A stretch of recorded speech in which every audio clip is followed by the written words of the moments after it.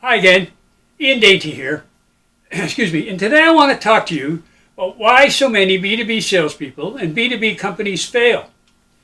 It's because they focus too much on ROI and not enough on COI. And I'll explain that in a minute.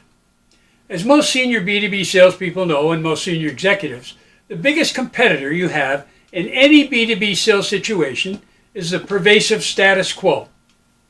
Most B2B company buyers are fearful of moving forward because you have not explained to them the value of moving forward, past their current status quo.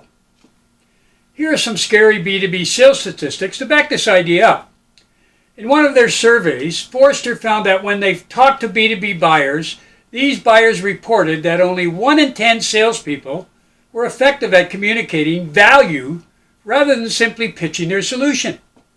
That's pretty scary when you think about it, especially in today's ultra-competitive world.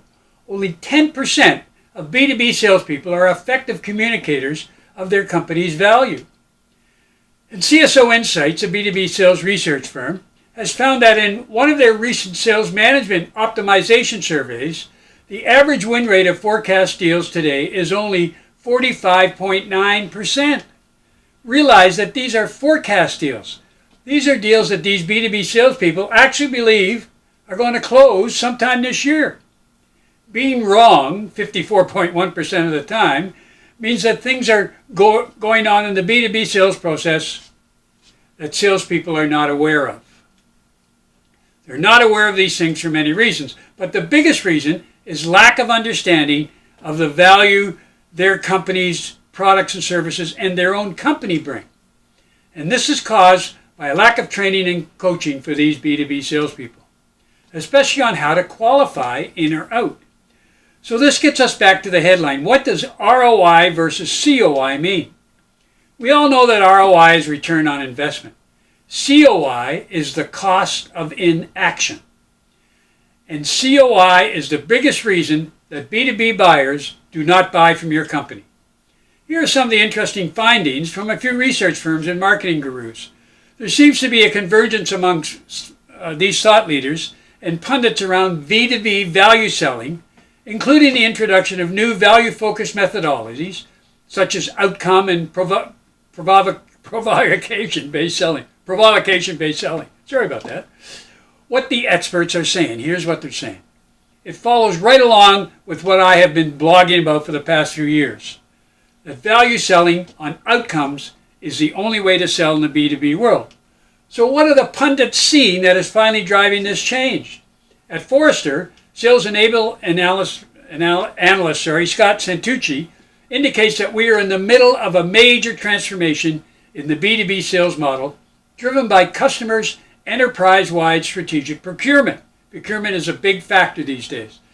And their initiatives to buy only what they need at the lowest possible price.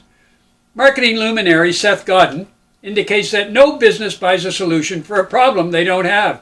And yet so many B2B marketers launch into presenting the cool features and functions of their product without taking the time to understand if the person on the other end of the conversation, phone call or letter, believes that they even have a problem that the product hopes to solve.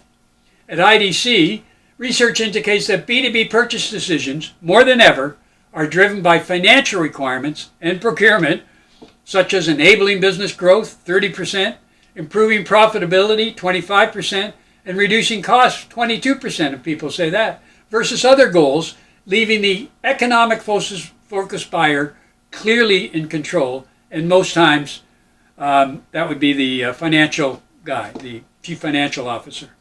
Marketing guru Jeffrey Moore, whose Crossing the Chasm book, by the way, if you've never read that book, I strongly recommend that you do, called Crossing the Chasm. This book remains the guidebook for many technology marketers, and it indicates that buyers are forced to do more with less, leaving less than 15% in discretionary funds to find new projects. And with less money to go around, proposals are subjected to higher levels of review in buying organization.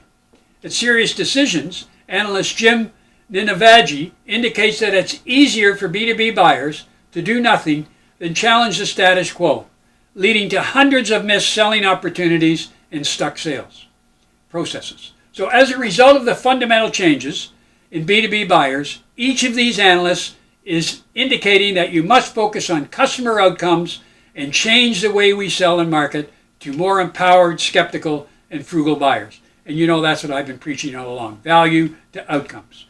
But even focusing strictly on outcomes does not make a lot of these companies buy from you, and for that matter, anyone else. You must help these buyers understand what happens if they stay with the status quo.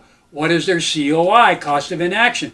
You must make them recognize not only the value of your solution, but more importantly, what they need to move to your solution and why they need to do it now. You need to stretch the value gap by identifying the quantifiable incremental benefits that your solution offers over all the other ways in which the prospect might choose to solve the problem. Not just your obvious competitors, all the other options, including solving the problem in-house or remain with the status quo. Make them realize the COI, the cost of inaction. More importantly, you need to make them realize their COI, their own cost of inaction. So how do you do this? How do you make them realize their cost of inaction? You do this by first tailoring what you have learned about the prospect's specific needs to an equally specific set of your capabilities, meaning the value you can bring this prospect. A short, powerful list of real results to both the individual and his or her company is much more effective and impactful than a long list of minor benefits that other companies may have received. Your unique value must stand out in the context of their situation. The combination must be easy to explain and prove, and difficult for any of your competitors' options to claim the same thing. Only then can you answer this prospect's real concerns about why change, why now, and why you. Show your prospect why they need to change, and demonstrate to them the consequences of not changing, and especially not changing with your solution will keep them from progressing and more than likely regressing. Show them the COI, the real costs of their inaction. If you're talking to the main decision maker and she still does not see the value of changing, then walk away and focus your efforts on prospects that do see the value of change and especially change with your solution. By the way, if you do show the COI, the cost of inaction, you will be ahead of 95% of your competitors in your sales efforts. Thanks for watching. Stay tuned for more videos that will help you grow your business.